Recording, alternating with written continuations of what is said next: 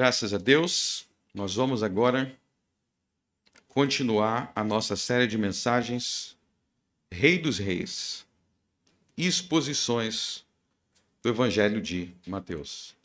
Esse aqui está desligado? Preciso desligar aqui?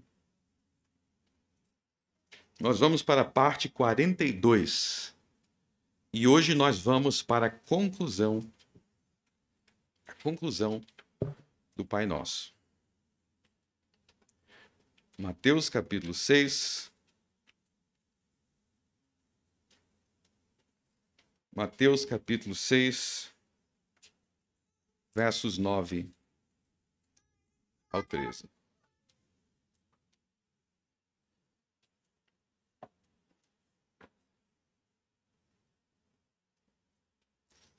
Mateus capítulo 6, versos 9 ao 13.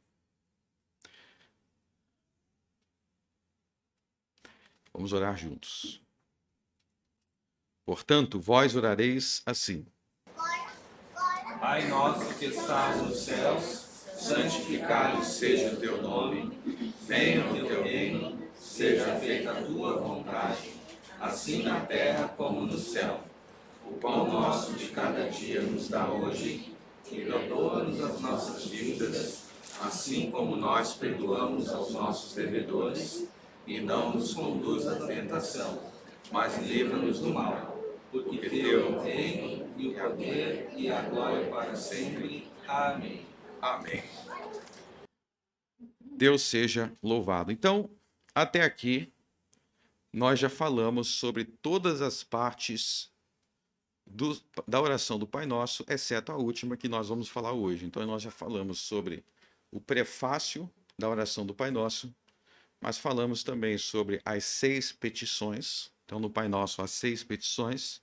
A última petição é no verso 13, e não nos conduz à tentação, mas livra-nos do mal, porque teu é o reino, o poder e a glória. Quer dizer, mas livra-nos do mal. Até aí é a 6ª petição e a última. E depois do ponto vírgula no verso 13, porque teu é o reino e o poder e a glória para sempre. Essa é a conclusão, é o final da oração do Pai Nosso. A maioria dos brasileiros que tem o Pai Nosso memorizado, eles deixam de fora a conclusão. Pode reparar, eles dizem, nos livra-nos do mal, amém, e pulam a conclusão. Mas a conclusão faz parte da oração. Porque teu é o reino e o poder e a glória para sempre. Nós vamos ver hoje o quanto essa conclusão é importante. O que essa conclusão nos ensina?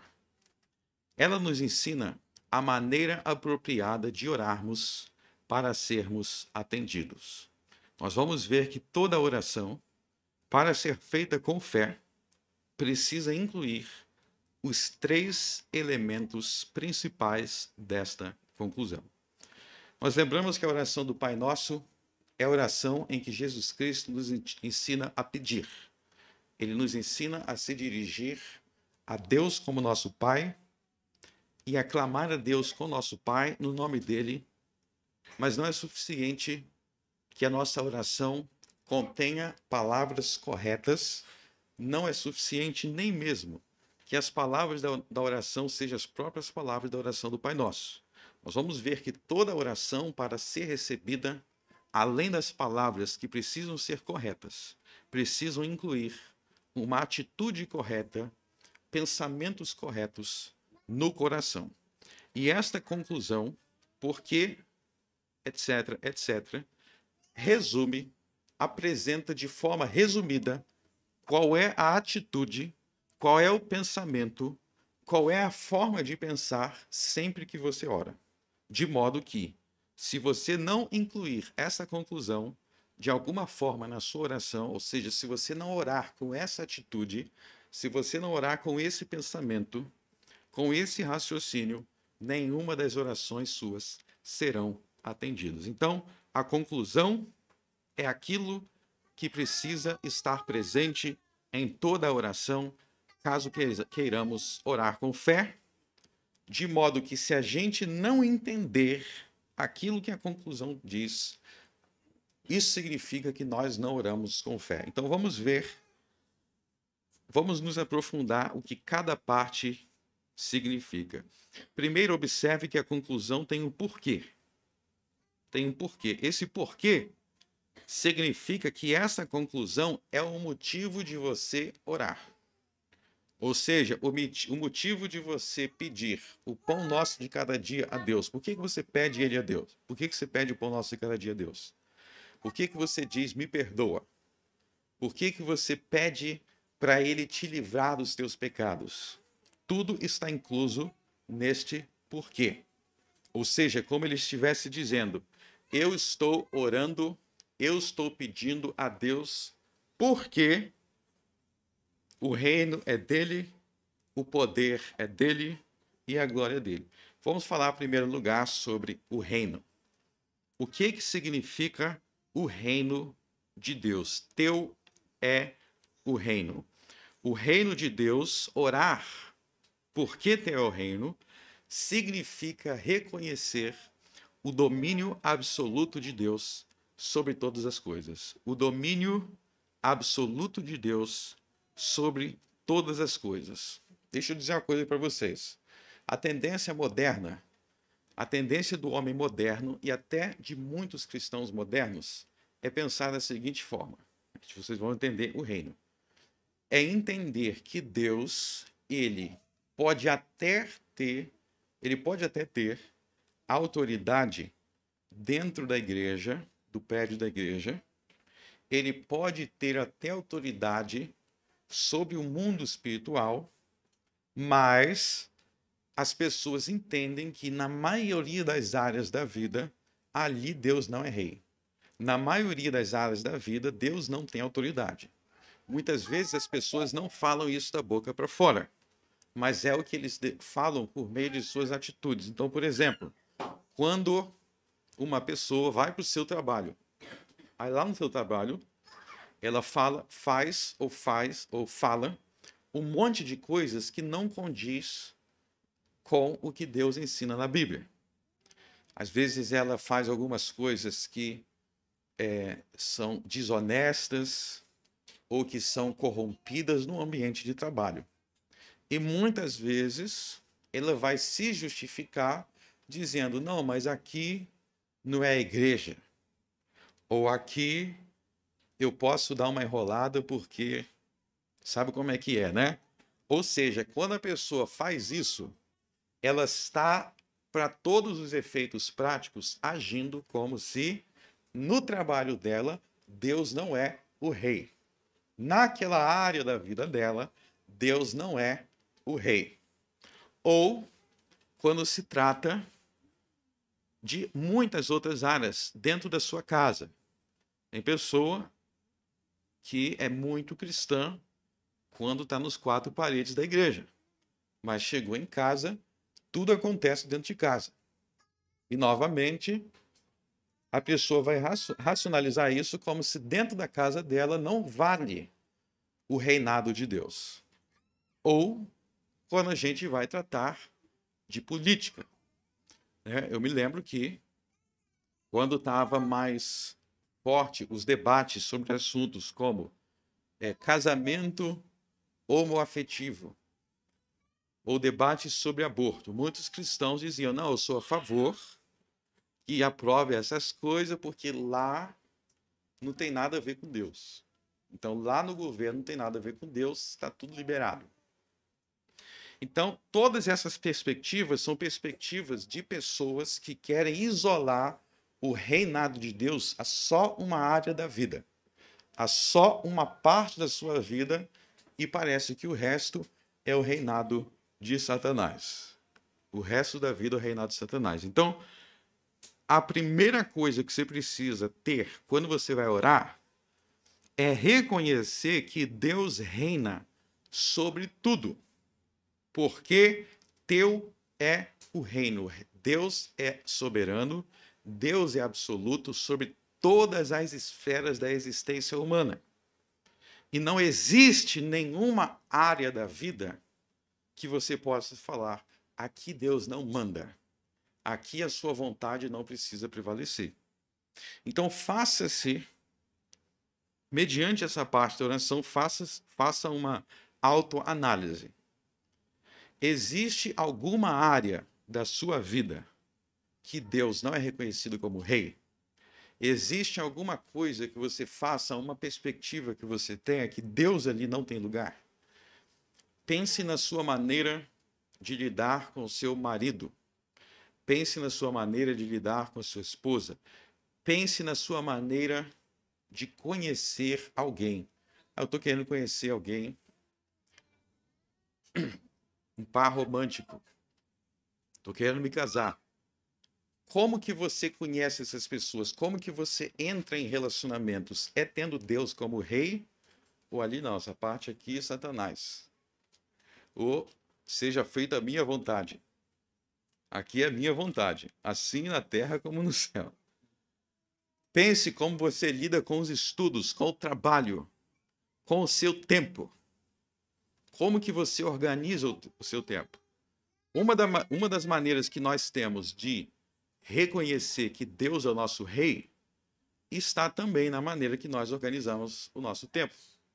Então, por exemplo, se eu sei que Deus é meu rei e que eu devo adorá-lo na igreja, eu devo organizar o meu tempo para que eu esteja na igreja no horário do culto. E todas as coisas devem girar em torno dessa prioridade.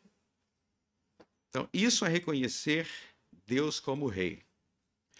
Tem duas passagens que eu quero mostrar para vocês sobre isso no livro do profeta Daniel. Livro do profeta Daniel. No livro do profeta Daniel existem 6 revelações. 6 revelações. A segunda revelação é o sonho da grande árvore, que aparece em Daniel 4. E nesse sonho da grande árvore, Deus ensinou para Nabucodonosor, imperador da Babilônia, quem é que manda.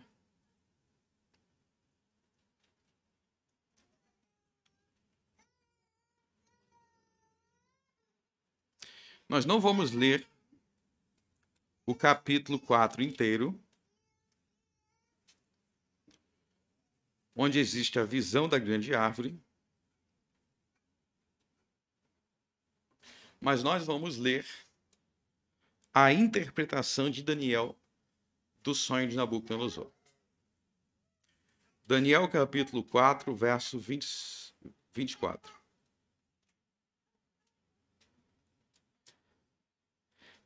Esta é a interpretação, ó rei. Aí Daniel está falando com o rei Nabucodonosor. E este é o decreto do Altíssimo, que virá sobre o rei, meu senhor.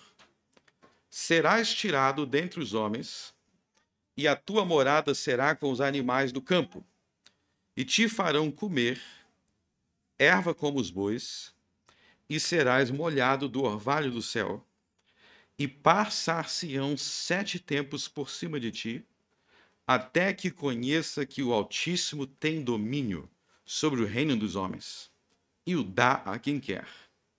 E quanto ao que foi falado, que deixassem o tronco com as raízes da árvore, o teu reino voltará para ti, depois que tiveres conhecido que o céu reina.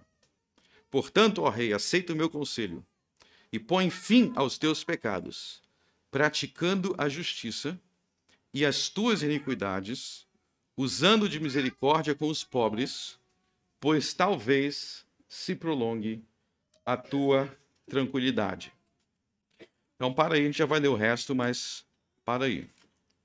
Então, você vê que Daniel, lá na Babilônia, ele revela o sonho de Nabucodonosor, e ao revelar o sonho de Nabucodonosor, ele diz que Nabucodonosor precisava reconhecer que o Altíssimo, ou seja, Deus, no final do verso 25, que ele é quem manda em tudo. É isso que Nabucodonosor precisava reconhecer.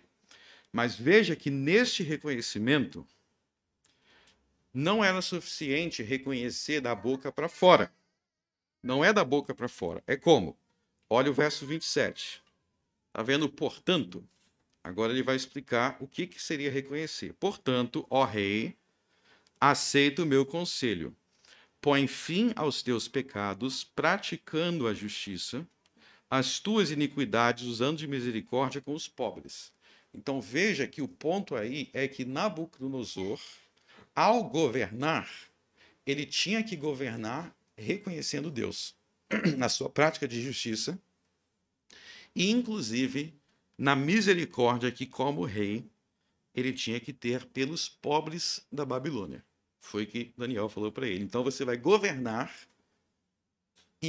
e principalmente os menos favorecidos você precisa aprender que até eles precisam ter justiça, precisam receber justiça. Então você vê aí que existe a ideia de que o governo da Babilônia não deveria ser neutro. O governo da Babilônia, os governantes tinham que reconhecer Deus. E isso, repito, tem aplicação muito importante hoje em dia, porque hoje em dia até mesmo os cristãos vão dizer que os governantes não precisam reconhecer Deus, ou que eles não precisam governar reconhecendo Deus. E é um dos problemas do Brasil, que os governantes não reconhecem a Deus, ou se reconhecem, é da boca para fora, e praticando injustiças, e praticando atos de idolatria, e etc. E aqui a gente vê, e aí tem cristão que vai falar assim, ó, vou dizer um argumento que eles dizem sobre isso. Eles vão dizer, ó, nós não somos Israel. Eles vão falar assim, Israel, os governantes tinham que reconhecer Deus. Mas no Brasil, não. No Brasil não precisa. Vocês estão vendo que esse é o pensamento de Nabucodonosor. Vocês vão ver aqui. Nabucodonosor vai falar, não, eu sou da Babilônia. Eu não sou judeu. O que o Deus de Israel tem a ver comigo? Eu sou um governante da Babilônia. Vamos ver o que vai acontecer com ele quando ele tem esse pensamento. Verso 28. Todas estas coisas vieram sobre o rei Nabucodonosor ao fim de 12 meses, quando passeava no palácio real da Babilônia. Falou o rei dizendo, não é esta a grande Babilônia que eu edifiquei para a casa real, com a força do meu poder e para a glória da minha magnificência? O que Nabucodonosor está dizendo? Que a Babilônia era grande porque ele, Nabucodonosor, era poderoso. Porque ele, Nabucodonosor, era glorioso. A Babilônia que eu edifiquei com a minha força e o meu poder. Naquele momento, Nabucodonosor foi julgado por Deus. Verso 31.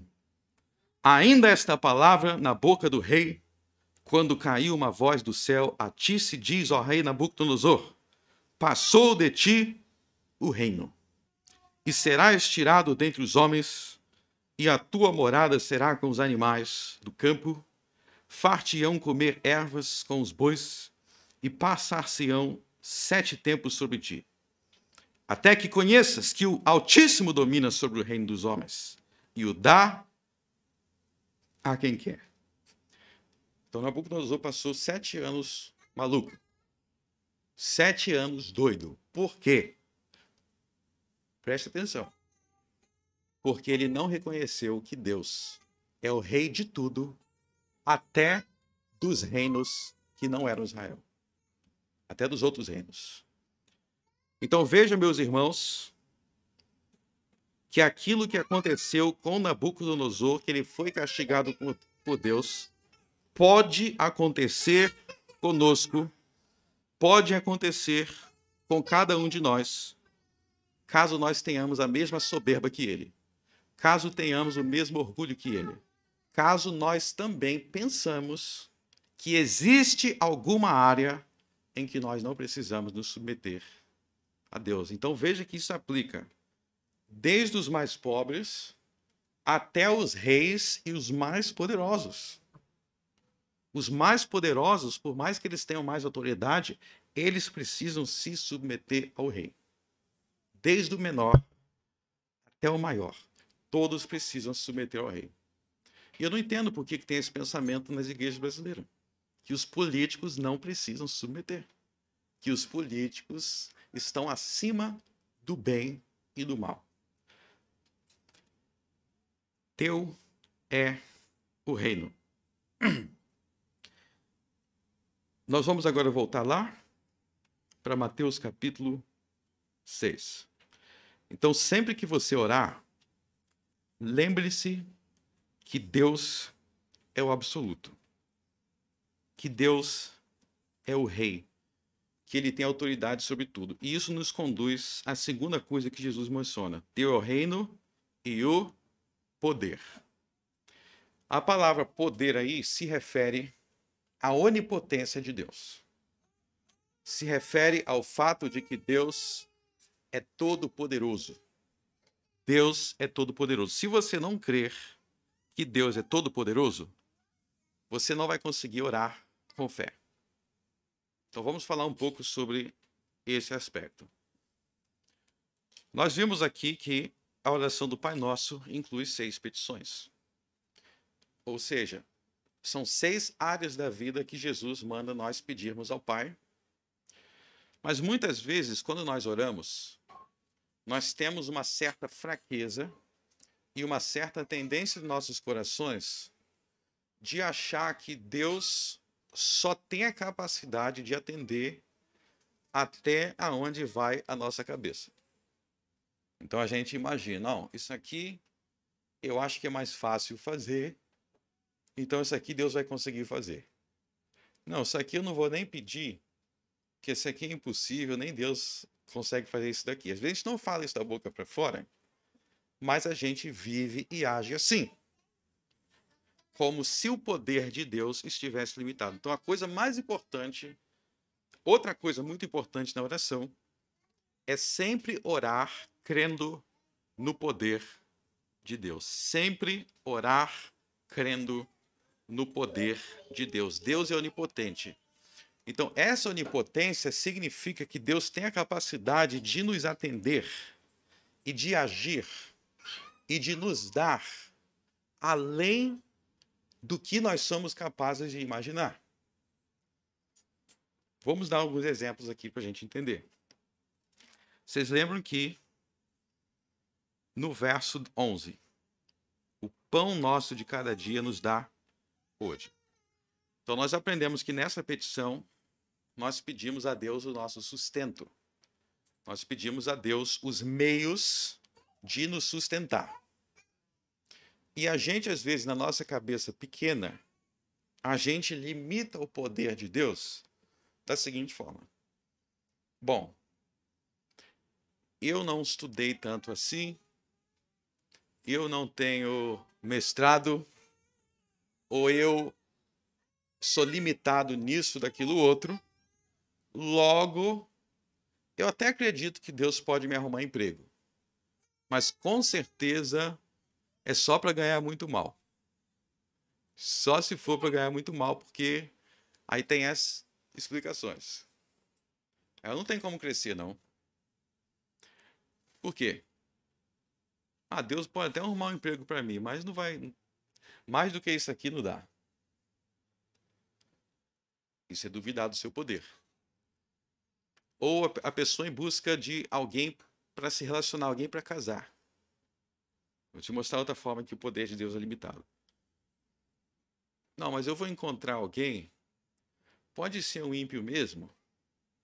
Pode ser um ímpio doido mesmo, porque mais do que isso não vou conseguir, não. Eu estou muito acabado, então vai qualquer um mesmo. Limitando o poder de Deus. Imagina quantas coisas a gente abre a boca para pedir a Deus, mas depois do amém, a gente já está colocando limite. Só vai isso aqui mesmo. Não, eu vou orar por isso daqui. Amém. Aí você orou. 5 minutos depois eu falo, não tem jeito não. Não vai ter jeito não. Eu vou te contar uma história de um amigo meu, isso aqui é uma história real. Não vou falar o nome dele, mas se ele estiver ouvindo, ele vai saber que é ele. É você mesmo, cara. Mas eu me lembro que ele estava interessado numa moça e ele ia conversar lá com algumas pessoas, com o pastor da igreja da moça, porque a mãe da moça pediu para o pastor conversar com ele, para ver se o cara era firmeza ou não. Aí eu falei, ora com fé, se ela for tua, ela vai ser tua. Aí o cara falou, beleza, vou orar com fé. Todo dia o cara entrava no WhatsApp para ficar se lamentando comigo. Não, cara, tô sentindo que não vai dar certo, não. Tô sentindo que vão proibir. E no final não deu certo, não. Aí eu falei, viu? Você é incrédulo. Eu falei para ele, você é incrédulo. Então, é aí que a Bíblia fala sobre a murmuração. O que é a murmuração? Você está pedindo algo para Deus, mas na sua cabeça você limita o poder de Deus e por isso você age como se não fosse possível ele te atender. Então, a minha orientação é, quando você orar por algo, você tem que vigiar o que você fala e o que você faz depois de orar. Você pede algo para Deus, você tem que, a partir do momento que você pediu, vigia a tua boca e vigia o teu coração. Nem pense contra aquilo. Vigia a tua boca e vigia o teu coração. O que você está pedindo para Deus? Pensa aí, o que você pede para Deus? O que você quer que Deus realize na tua vida? Pensou? Agora se pergunte, como é que depois da oração você pensa sobre isso? Você pensa que Deus é todo poderoso ou você fica colocando um monte de obstáculo? Pense que está colocando obstáculo para Deus. E aí, meus irmãos, o que eu quero dizer é o seguinte. A oração não tem como limite o poder de Deus. A oração tem como limite as promessas de Deus. É isso que você tem que entender. A oração não tem como limite o poder de Deus. A oração tem como limite as promessas de Deus. Como assim? Você só pode orar pelo que Deus prometeu fazer. Você só pode orar pelo que Deus promete e diz que ele faz. Então, por exemplo, nós podemos orar. Deixa eu formular isso de outra forma. Deus tem o poder, ele tem o poder de tirar Judas Iscariotes do inferno. Poder ele tem. O que ele não tem é querer. Porque ele estabeleceu uma regra que aqueles que vão para o inferno eternamente. Mas se ele não quisesse que fosse assim, ele poderia fazer diferente. Mas foi assim que ele fez. Então, nem tudo o que Deus pode quer dizer que ele fará. O que ele fará é o que ele pode e o que ele prometeu que usará seu poder para fazer. Se Deus quisesse, ele poderia ressuscitar todos os mortos agora. Todo mundo que está morto, ele poderia ressuscitar. Mas não quer dizer que ele quer fazer isso agora. Então, o limite não está no poder de Deus, mas está no que Deus prometeu. Por isso você precisa aprender as promessas de Deus na Bíblia, para você orar com base no que ele promete.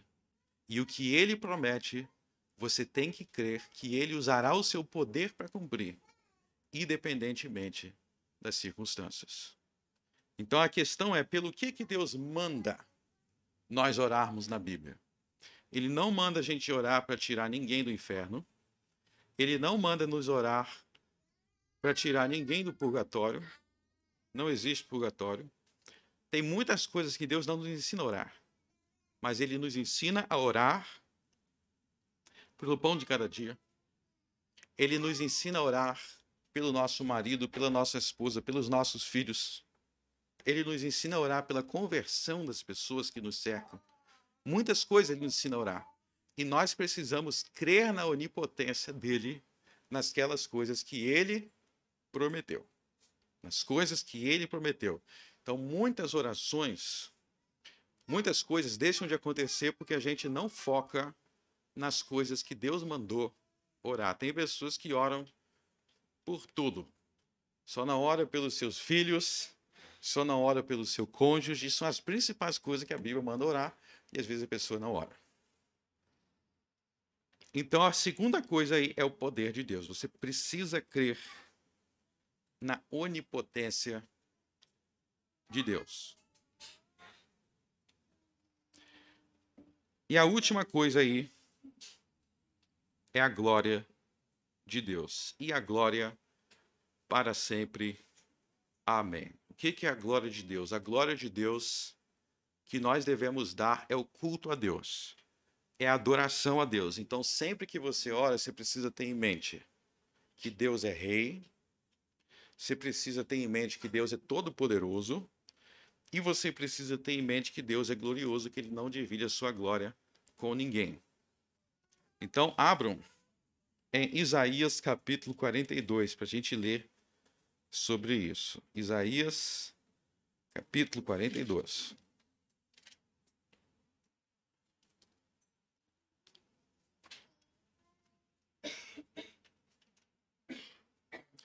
Isaías 42, verso 8.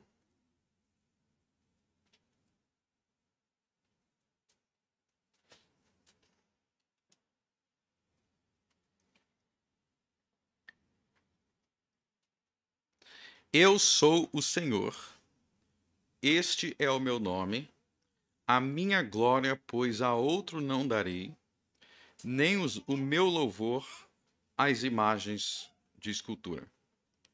Então Deus diz que Ele não compartilha a sua glória com nada e nem ninguém.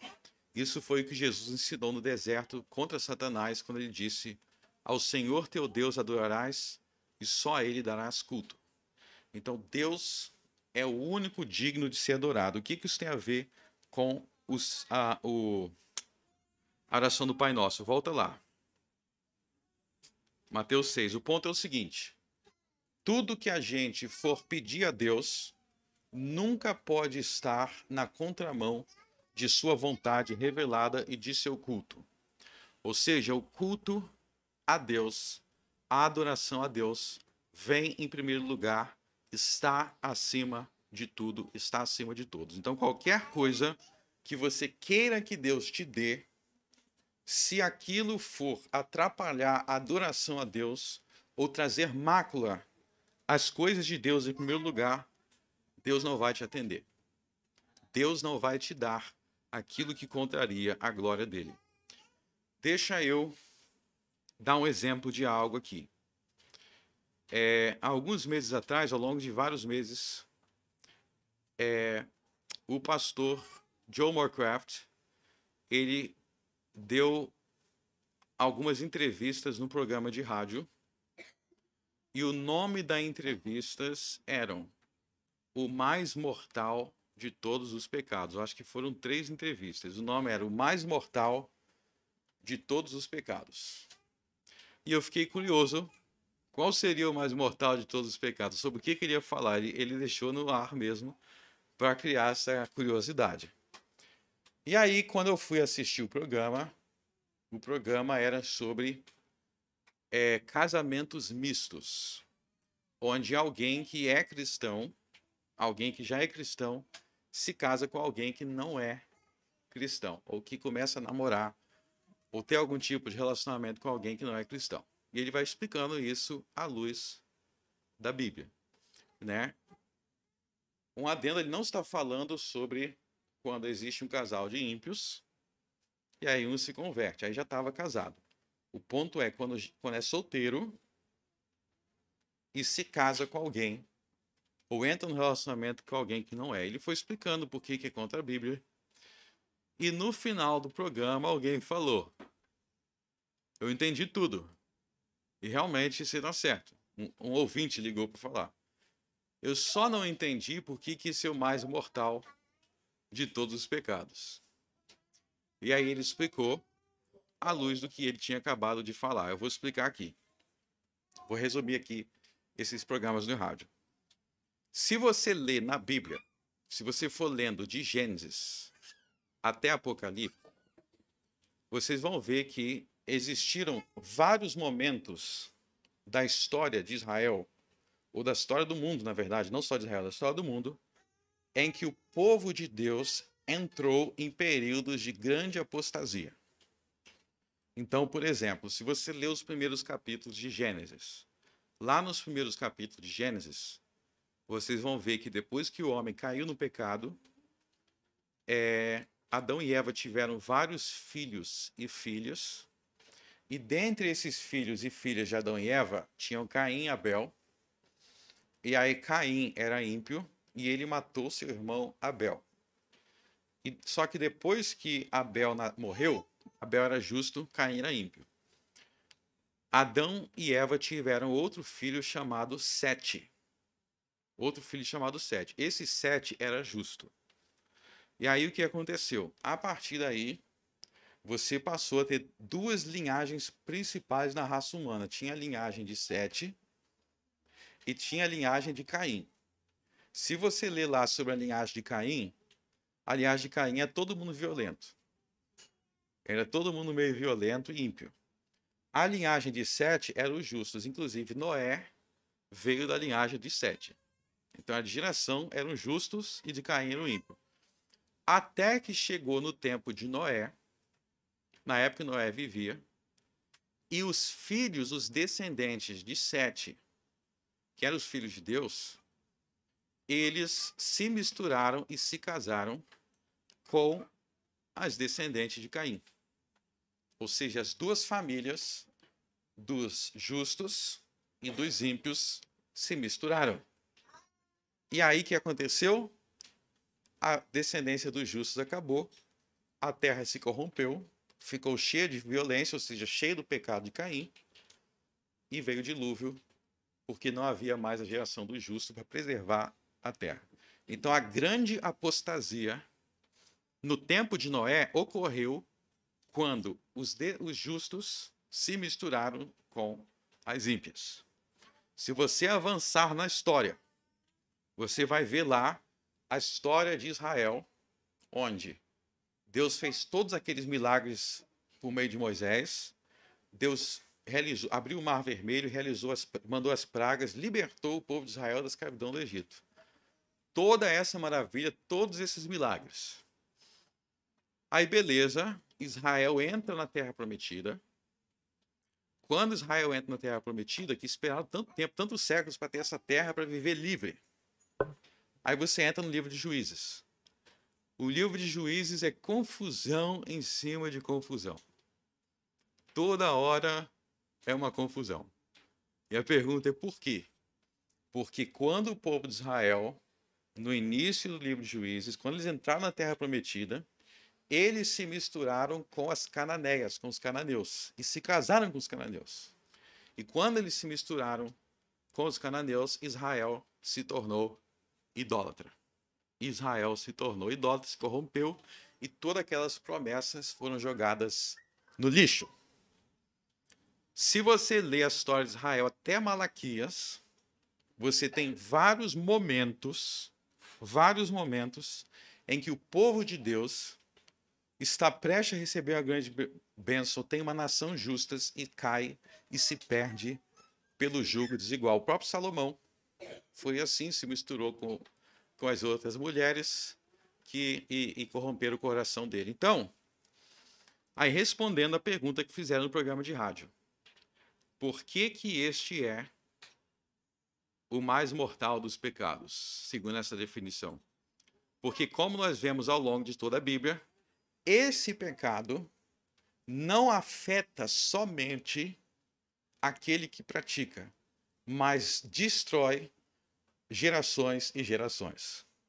Então, há gerações e gerações de idólatras que eles são idólatras porque em algum momento alguém decidiu se casar com uma ímpia.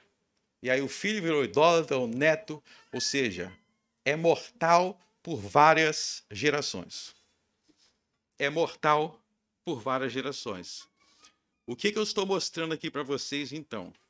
Eu estou mostrando para vocês que quando nós temos uma preocupação com a glória de Deus, com o culto a Deus, isso não significa somente que você vai estar fisicamente presente no culto aqui. Você tem que estar também fisicamente presente numa igreja. Mas significa que todas as suas decisões, em todas as áreas da vida, vai ser visando a glória de Deus. Até com quem você vai se casar. Então, por exemplo, ali atrás está a minha filhinha, adorando a Jesus Cristo. E quem está segurando ela nos braços é a mãe dela, a minha esposa. Isso significa que ao se casar com a mãe dela, que é uma adoradora de Cristo, eu garanti que a fé em Cristo vai continuar para as próximas gerações. E se a minha esposa não fosse uma adoradora de Cristo? E se ela fosse uma adoradora de Baal? Ou de algum santo? Isso significa que toda a minha descendência estaria comprometida. Comprometida. Ou seja, buscar a glória de Deus não é só estar fisicamente no culto, mas é todas as decisões que você toma em todas as áreas da vida, buscando favorecer. Seja na hora de escolher com quem você vai se casar, seja na hora de escolher um emprego, seja na hora de escolher algo que você vai estudar, tudo você vai escolher, você vai fazer, você vai buscar visando a glória de Deus. Meus irmãos, muitos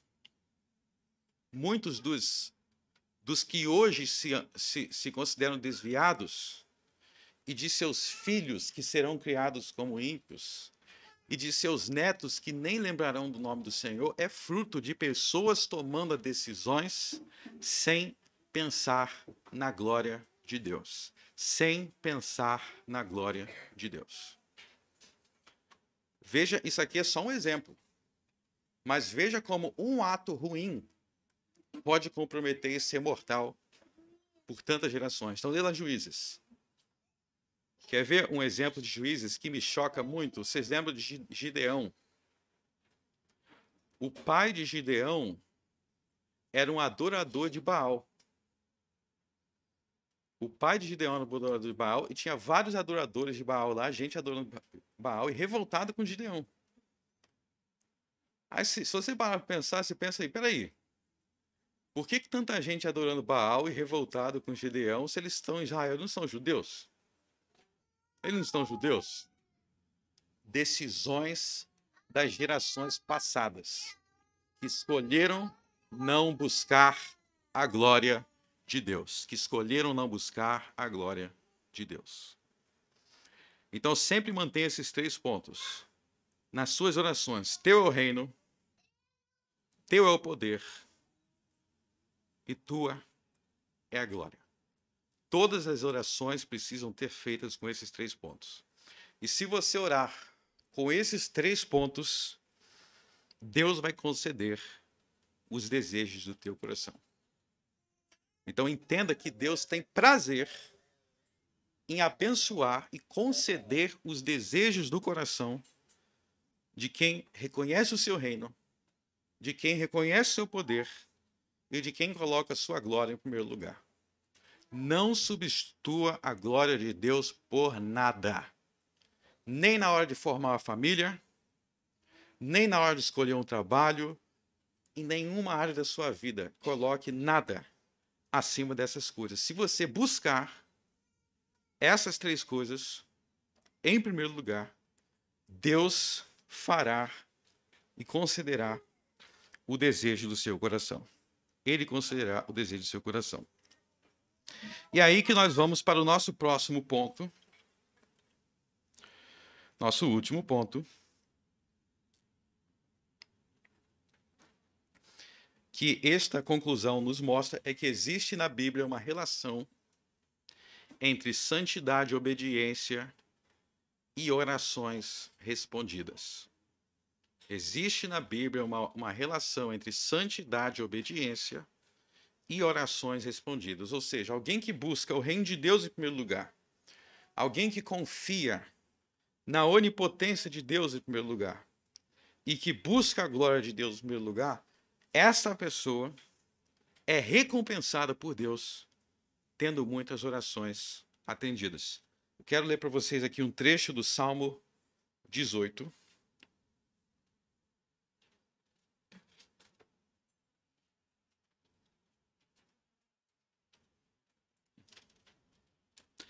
O Salmo 18, ele é uma oração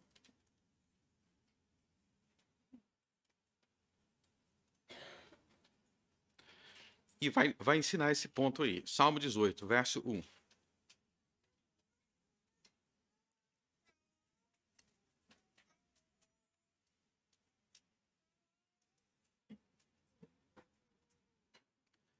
Eu te amarei, ó Senhor, fortaleza minha. O Senhor é o meu rochedo, o meu lugar forte, o meu libertador, o meu Deus, a minha fortaleza em quem confio, o meu escudo, a força da minha salvação e o meu alto refúgio. Invocarei o nome do Senhor, que é digno de louvor. Então presta atenção. Invocarei, está falando de oração. Verso 4. Tristezas de morte me cercam, e torrentes de impiedade me assombraram. Tristeza do inferno me cingiram, laços da morte me surpreenderam. Na angústia invoquei ao Senhor e clamei ao meu Deus. Desde o seu templo ouviu a minha voz. Aos seus ouvidos chegou meu clamor perante a tua face. Então, esse salmo aí, ele vai falar dele orando e dele sendo atendido. Dele sendo atendido. Agora eu quero que vocês vejam a explicação que ele vai dar. Por que Deus atendeu ele? Pulem para o verso 20. No verso 19. Trouxe-me para um lugar espaçoso. Livrou-me porque tinha prazer em mim. Preste atenção nessa parte. Porque tinha prazer em mim. Continuando. Recompensou-me o Senhor conforme a minha justiça. Retribuiu-me conforme a pureza das minhas mãos. Porque guardei os caminhos do Senhor e não me apartei impiamente do meu Deus. Porque todos os seus juízos estavam diante de mim e não rejeitei os seus estatutos. Também fui sincero perante ele e me guardei da minha iniquidade. Assim que retribuiu-me o Senhor, conforme a minha justiça, conforme a pureza das minhas mãos, perante aos seus olhos. Com benigno te mostrarás benigno, com homem sincero te mostrarás sincero, com puro te mostrarás puro, e com o perverso te mostrarás indomável. Porque tu livrarás o povo aflito e abaterás os olhos altivos. Então veja que ele está dizendo por que Deus o atendeu. Ele está dizendo que quando Deus o atendeu, ele estava sendo recompensado, no verso 20, por ser justo, por ter mãos puras, por guardar, verso 21, por guardar os caminhos do Senhor, por se apartar da iniquidade, da impiedade, etc. Então, este aqui deve servir de incentivo para você se santificar. Quando você busca o reino de Deus, quanto mais você busca o reino de Deus, quanto mais você busca a glória de Deus, quanto mais você busca tudo que agrada a Deus, mais Deus tem prazer em você, no verso 19. E ele te recompensa de acordo com a pureza de suas mãos. Então, isso é um motivo para sondar o seu coração, sondar os seus passos, se você está andando de forma justa perante Deus. Se você pode dizer em oração que as suas mãos estão puras perante os olhos de Deus. Isso é o que Jesus ensina no Sermão do Monte. Inclusive, é por isso que no Sermão do Monte inteiro, Jesus ensina a obedecer os mandamentos. Ele ensina como obedecer os mandamentos. Porque quanto mais nós somos fiéis aos mandamentos, mais Deus nos recompensa, conforme a nossa justiça, porque Ele tem prazer em nós. Ele tem prazer em nós. Então, nós devemos lembrar, pode voltar para Mateus 6, nós devemos lembrar, então, do quanto Jesus é fundamental e indispensável para termos as nossas orações atendidas. Porque sem Jesus, os nossos pecados não são perdoados, e sem Jesus, nós não temos como ser justos. Sem Jesus, nós não temos como ser santos. Sem Jesus, nossas mãos não têm como estar limpas. Sem Jesus, os nossos corações não estão lavados. Sem Jesus, não há santidade, não há obediência, não há cumprimento de mandamento nenhum. Por isso que fora de Cristo, nós não podemos ter as nossas orações atendidas. Somente em Cristo que nós somos capacitados a andar em pureza, andar em justiça, e sermos recompensados em oração por nosso Deus. Ou seja, existe uma relação íntima entre oração e vida. A vida que você leva e o que você pede a Deus, o que você clama a Deus. E aí eu repito, tudo que você pede em oração a Deus, quando você disser o amém, procura analisar se você não está contradizendo o que você pediu na sua vida, pelas suas atitudes. Tudo que você pede a Deus, vigie, orai e vigiai. Não é só orai. Orai e vigiai, para saber se você está andando em conformidade com o que você pediu. O que você pediu, seja coerente em seus passos, e assim você será recompensado por Deus. E assim nós aprendemos a orar com Jesus Cristo. Assim nós aprendemos como devemos falar e como devemos agir para que Deus nos ouça. Então eu quero desafiar vocês hoje a sondar o seu coração para saber o que eu oro. Eu estou vivendo de acordo com isso? O que eu peço? Os meus pensamentos estão de acordo com isso? Esse é o significado de orar com fé. Se você quer orar com fé, você vai precisar aprender o que é uma mentalidade de fé. Como é que uma pessoa de fé pensa em relação ao que ele pediu e, consequentemente, como ele age em relação ao que ele pediu. Muitos pedem e não são atendidos porque pedem mal, porque pedem sem fé, porque pedem sem paciência. Pedem sem paciência. A pedir. Já passou um mês. Não aconteceu, vou dar meu jeito. Vou dar o meu jeito. Quanto mais você dá o seu jeito, mais Deus multiplica o tempo que você vai ter que esperar. Você está apressado? Agora que eu vou fazer você esperar. Então, ore com fé e fé perseverante, agindo de forma de acordo com o que você pede. Amém. Vamos orar. Graças te damos, ó Deus, nosso Pai, por nos ensinar a orar por teu Filho Jesus. Que nós venhamos colocar em prática essa oração, pedindo todas as coisas de Deus, mas colocando em primeiro lugar o seu reino, confiando no seu poder e buscando a sua glória. Nos ensine a orar, nosso Pai. Por Jesus Cristo eu oro. Amém.